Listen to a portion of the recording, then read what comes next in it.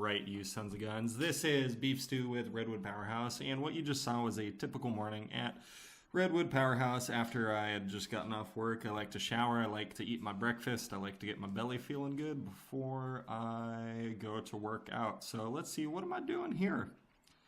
It appears that I am hanging up some sort of belt. Maybe this is some autoerotic asphyxiation type deal, or maybe... What the heck? Oh, I know what I'm doing. That's right, I remember now.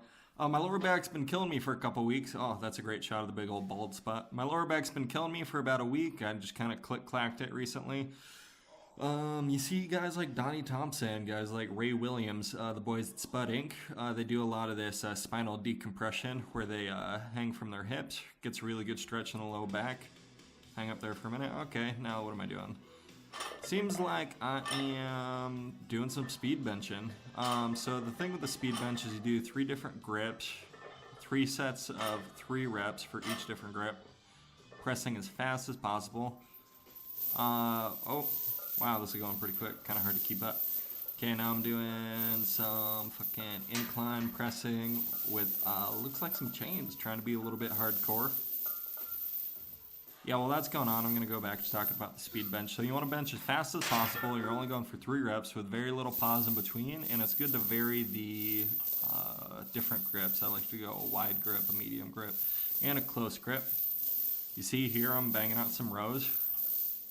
What I'm doing today is called a dynamic effort upper workout. I already worked the chest, now I'm going to work the back a little bit because you need a big back to have a big bench. Doing a little bit more back work. Looks like I'm doing some kettlebell rows. You can see I got that like big squeeze at the top and then I lower it down nice and slow. I'm trying to get the full stretch in the muscle. I tell ya, even though it's only 53 pounds, if you make the weight move a little bit more difficult, you really start to feel it by the time you get to about rep 12. It gets pretty painful, your back blows up. It's not so much about the sets and reps, but it's like, how can I make the movement itself a little more difficult, especially when you're trying to grow the muscle. Alright, so I've had issues with my shoulder for years, primarily my left shoulder. What I like to do now is I call these like kettlebell pullovers, and it's a real good way to get a good shoulder stretch. You can see my face is twinging because I do not like it. It's kind of an uncomfortable position. I can't get that good of a range motion. But you do see guys like Dave Tate and John Meadows cranking these out, doing a lot. John Meadows of Mountain Dog Training and Dave Tate of Elite FTS. Alright, I think this is my last movement, and I think these are just cranking out some SSB JM presses. Oh, what you're seeing is you lower the SSB bar until the pads hit your chest, and then your arms kind of fold back on each other. Oh, that wasn't the last movement. Okay, now I'm cranking out a little bit of curls. Curls for the girls. I've hit 405 twice in my life, but I am by no means at the point where I could say that I could hit 405 on any given day.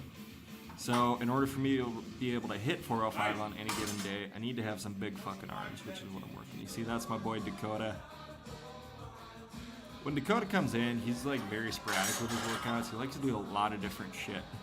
He's kind of a zany guy. Oh, yeah. Come on. And then this is my number 1 boy. This is Makani IU. Looks like he's doing a dynamic effort lowered day with some speed squats. You throw the bands on there, you get a little bit of what's called accommodating resistance. Man, we're all over the place today.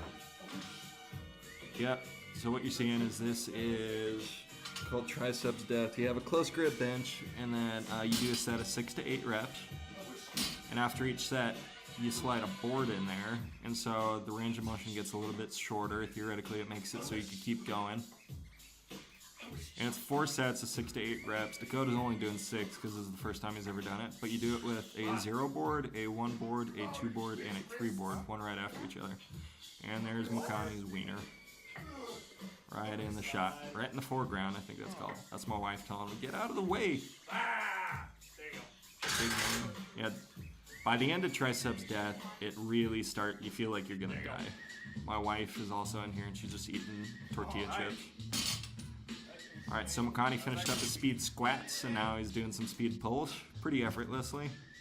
We need to up the percentages. I kind of like this shot. We got my wife eating chips in the foreground Makani doing deadlifts in the middle ground, and then Dakota doing triceps deck in the background with me holding the boards for him.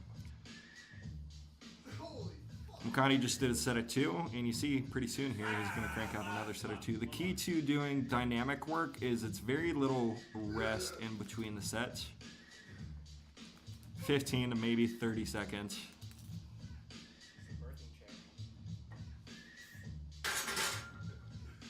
There he goes.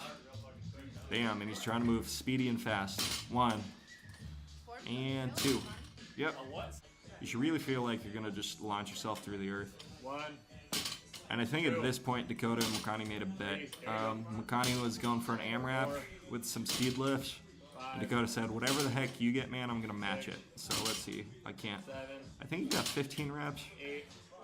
Should have been counting from the beginning, but you know how it goes. And plus, I also can't pass. So can't pass. Can't count past 6. Oh my god. My mouth doesn't want to work. 14. But yeah, I'm pretty sure he gets 15 reps. I know that they matched, so we'll be sure to count Dakota. Yeah, he just gives up. Oh, son of a gun. He could have gotten 20, 25. Okay, here comes Dakota. Dakota's a pretty heavy puller. He pulls in the mid 400s.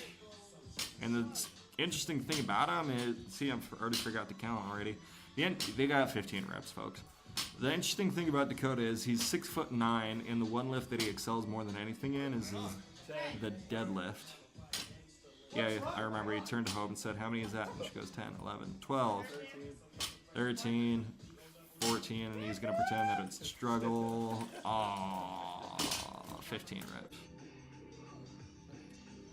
And it's important to make sure that you have fun. So what we did to finish up the workout, it was a pretty busy day. We got a lot of people in the garage gym. It's a small space, but we make it work. We decided that we're all going to challenge each other to some grit. You see that is a hub grit from ironmind.com.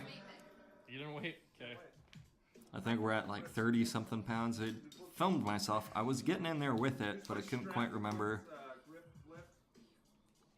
to film myself. Sometimes that happens, but I think Dakota gets this. I want to say it's somewhere around 30 pounds.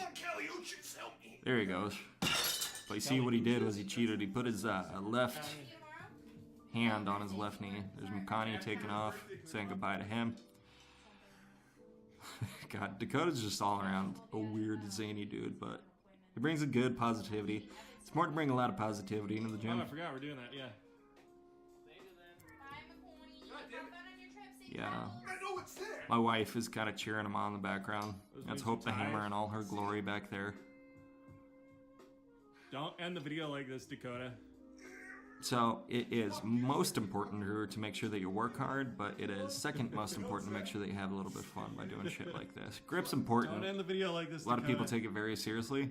We don't take it so seriously. I've got all these. There you go. No lifts. He got it. I got all these grip implements, Okay, but video's over. I hardly ever train it. And that's me ending the video. Alright, that is it from Redwood PowerShow. Show.